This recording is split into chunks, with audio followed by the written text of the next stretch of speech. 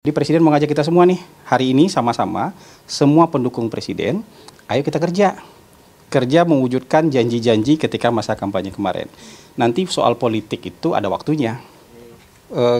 Pemerintah itu menghormati proses hukum. Jadi biarkan saja proses hukum ini berjalan.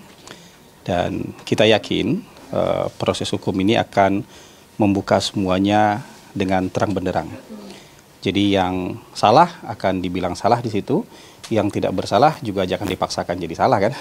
Yang tidak bersalah juga nanti tentu akan terbukti tidak bersalah. Jadi kita tunggu saja proses-proses seperti ini dan kita harapkan masyarakat, teman-teman media juga memantau ini dengan proper. Jadi kita tunggu keputusan pengadilannya sehingga kita tidak mendahului keputusan pengadilan. Jadi yang ada sekarang itu kita pantau saja. Jadi kalau dari pemerintah menghormati proses hukum dan tidak mengintervensi proses hukum itu sendiri. Tapi udah ada komunikasi sama Pak Budi Arya langsung? Saya tidak punya informasi soal itu. Tapi kan kalau komunikasi nggak sulit ya. Bisa telepon, bisa ketemu kapan saja. Jadi komunikasi itu bukan sesuatu hal yang sulit. Cuma saya belum punya informasi apakah sudah bicara langsung terkait soal ini. Walaupun ini kan juga masih penyebutan aja di dalam proses hukum kan. Jadi artinya beliau sendiri juga belum ada proses hukum apa-apa kan gitu.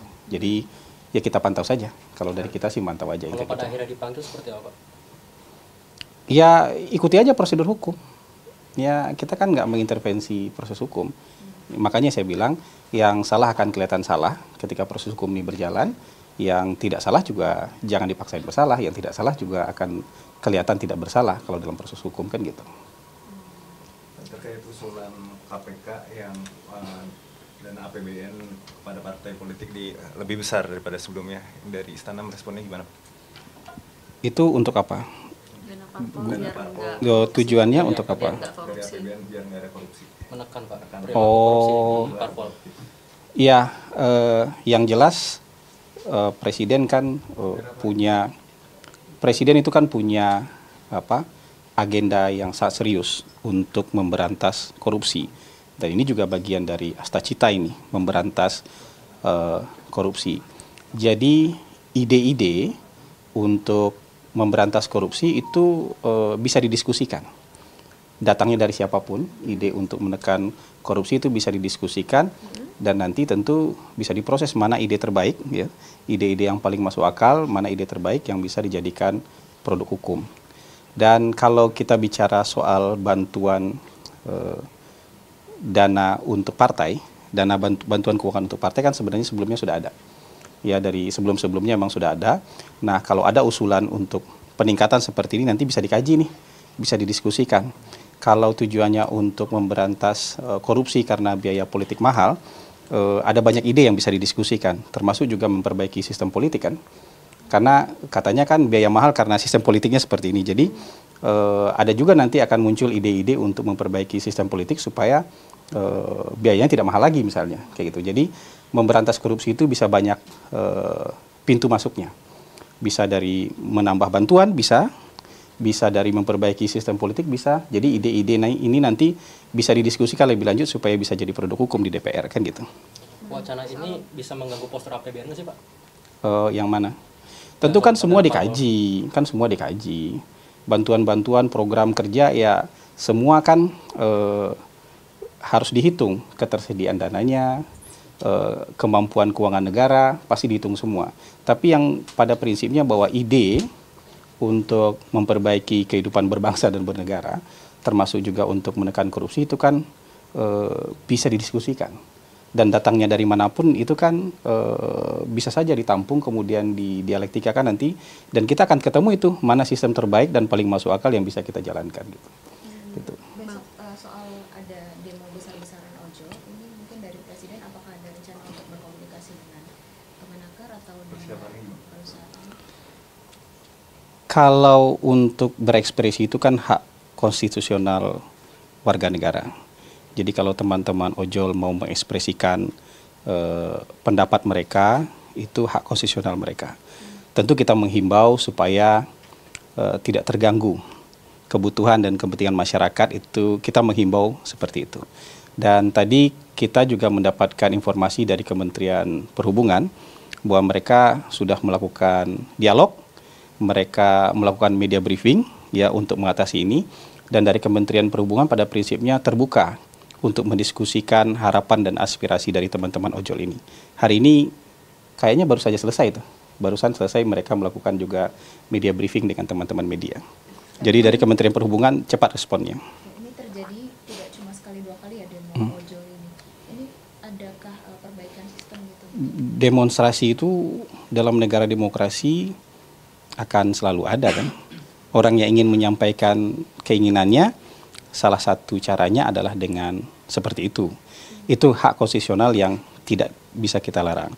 Nah, aspirasi-aspirasi ini nanti sama kementerian dan lembaga terkait itu akan diolah, dan Kementerian Perhubungan sudah kasih statement bahwa mereka terbuka untuk aspirasi-aspirasi perbaikan aturan dan segala macam gitu. Supaya ini semuanya baik.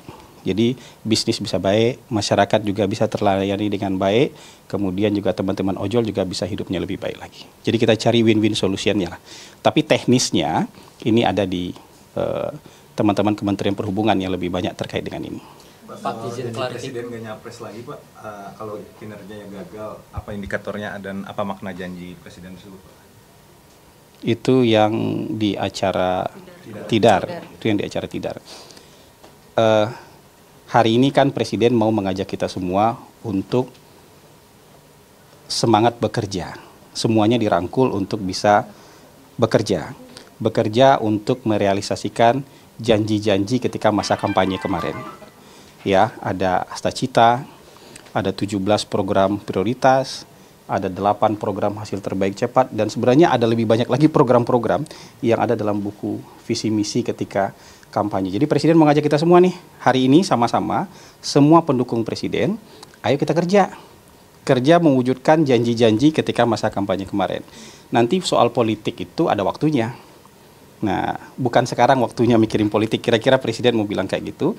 Dan waktu mikirin politik ada nanti waktunya. Tapi sekarang waktunya kita semua kerja nih. Buktikan dulu apa yang kita janjikan kepada masyarakat itu bisa terrealisasi, bisa terwujud. Jadi tunjukkan prestasi lah. Nah, gitu. Jadi Presiden mengajak semua pendukungnya, semua anggota kabinetnya, hari ini tunjukkan prestasi dulu untuk mewujudkan janji-janji pada masa kampanye dulu. Kalau urusan politik adalah waktunya nanti, menjelang pemilu adalah urusan politik nanti waktunya, kan kira-kira begitu. Bapak izin Pak, Ya. mungkin klarifikasi penggusuran SLB Pak di Pajajaran Badung Pak, ini kan dinarasikan untuk digusur dan diganti sekolah rakyat Pak, mungkin bisa klarifikasi dari pemerintah Pak seperti apa? Sebenarnya kan pemerintah sudah berikan klarifikasi, Kementerian Sosial, pemerintah Provinsi Bandung sudah, Provinsi Jawa Barat sudah memberikan pernyataan yang tegas bahwa tidak digusur, tapi kawasan itu sedang dibangun ulang.